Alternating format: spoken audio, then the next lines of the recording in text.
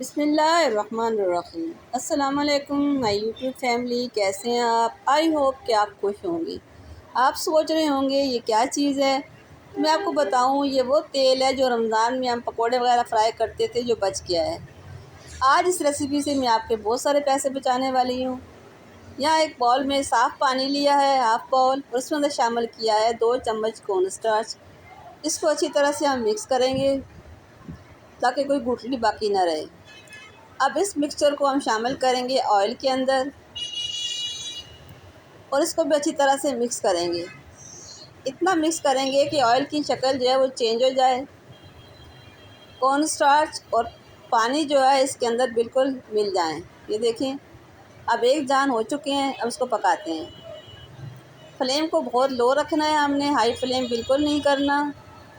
کڑھائی چولہے کے اوپر رکھ دی ہے۔ اب اس میں شامل کریں گے مکسچر،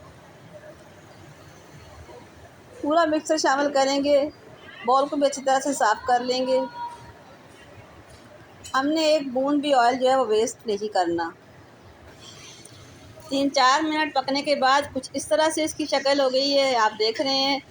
کارن اسٹارچ نے جمنا شروع کر دیا ہے۔ اس وقت تک ہم اس کو پکاتے رہیں گے جب تک کارن اسٹارچ کا پورا ایک بڑا سا لمپ نہیں بن جاتا۔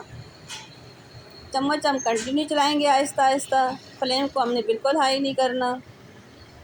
یہ ریسیپی بہت کارآمد ہے، سب کے کام آنے والی ہے۔ یہ دیکھیں، ایک بڑا سا لمپ بن چکا ہے۔ آئل ہمارا ٹرانسپیرنٹ ہو چکا ہے کیونکہ پانی سوکھ چکا ہے، کارن اسٹارچ جم چکا ہے۔ اب یہ کلیئر آئل ہے۔ اب یہاں پہ ہم فلیم کو آف کر دیں گے اور اس کو ٹھنڈا ہونے کے لیے چھوڑ دیں گے۔ جیسے ہی ٹھنڈا ہوتا ہے ملتے ہیں۔ یہاں ایک جار کے اوپر میں نے چھلنی رکھ دی ہے۔ اب سارا آئل ہم جو ہے اس سے چھانیں گے۔ آپ دیکھ رہے ہیں کتنا کلیئر ہمارا آئل ہے۔ اس آئل کو آپ دوبارہ یوز کر سکتے ہیں۔ اس طرح آپ کے بہت سارے پیسے بچ جائیں گے۔ بہت سارے گھروں میں بہت سارا آئل بچتا ہے تو ویسٹ ہو جاتا ہے، اسے گندا سمجھ کے پھینک دیا جاتا ہے۔ میں امید کرتی ہوں کہ آج کے بعد آپ کبھی بھی آئل کو ویسٹ نہیں کریں گے۔ اس کو 15-20 منٹ رکھیں گے تاکہ سارا آئل جو ہے وہ نکل جائے اس میں سے۔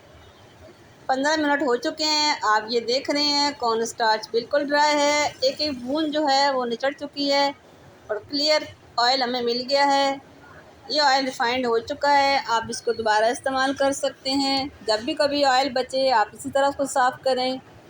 دوسروں کو بھی یہ ویڈیو شیئر کریں تاکہ وہ بھی اس سے فائدہ اٹھا سکیں۔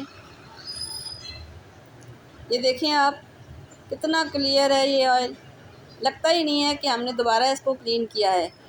اگر آپ کو اچھی لگی ہے ویڈیو تو کمنٹس کیجئے گا۔ ملتے ہیں کسی اچھی سی ریسیپی کے ساتھ، تب تک کے لیے اللہ حافظ۔